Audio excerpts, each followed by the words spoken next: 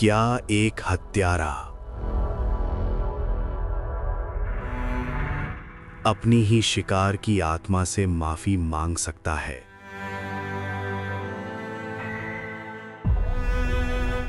या फिर ये कानून की आंखों में धूल झोंकने की एक सोची समझी साजिश है?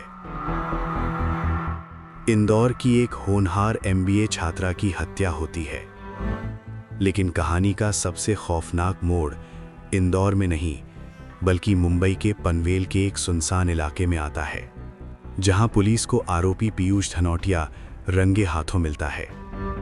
न भागते हुए, न छिपते हुए, बल्कि अपनी मरी हुई प्रेमिका की आत्मा को तांत्रिक क्रियाओं से बुलाते हुए।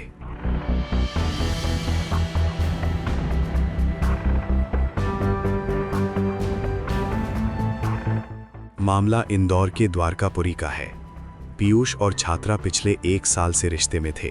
बात शादी तक पहुंच चुकी थी, लेकिन बीच में आ गई डिजिटल इनसिक्योरिटी और शक का वो बीज जिसने इस रिश्ते को शमशान तक पहुंचा दिया। आरोपी को शक था कि छात्रा किसी और से बात कर रही थी।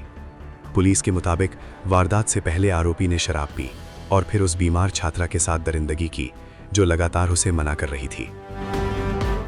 हत्या के बाद पीयूष फरार हो गया, लेकिन उसके दिमाग में कुछ और ही चल रहा था। पुलिस जब आरोपी का पीछा करते हुए पनवेल पहुंची तो वहां का नजारा हैरान करने वाला था। पीयूष वहां अगरबत्ती जलाकर तंत्र मंत्र कर रहा था। पूछताछ में उसने कबूल किया कि उसने YouTube पर आत्माओं से बात करने के तरीके देखे थे। जब पुलिस वहां गई पनवेल में तो वहां पे एक ऐसा स्थल मिला जहां पे इनने कुछ तंत्रिक क्रिया करने का प्रयास किया था और इस टाइप की चीजें की थी, जिससे थोड़ा सा ये प्रतीत होता है कि ये मेंटली घटना के बाद अनस्टेबल हो गए थे और फिर इनने आत्माओं से भी बात करने की कोशिश की और वो लड़की से उस माध्यम से बात करना चाह रहे थे।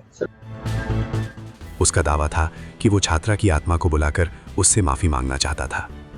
डीसीपी श्री कृष्णालाल चंदानी के अनुसार गिरफ्तारी के वक्त आरोपी मानसिक रूप से अस्थिर लग रहा था, लेकिन सवाल ये है, क्या ये वाकई उसका पछतावा था या फिर खुद को मेंटली अनस्टेबल साबित कर सजा से बचने का एक पैंतरा?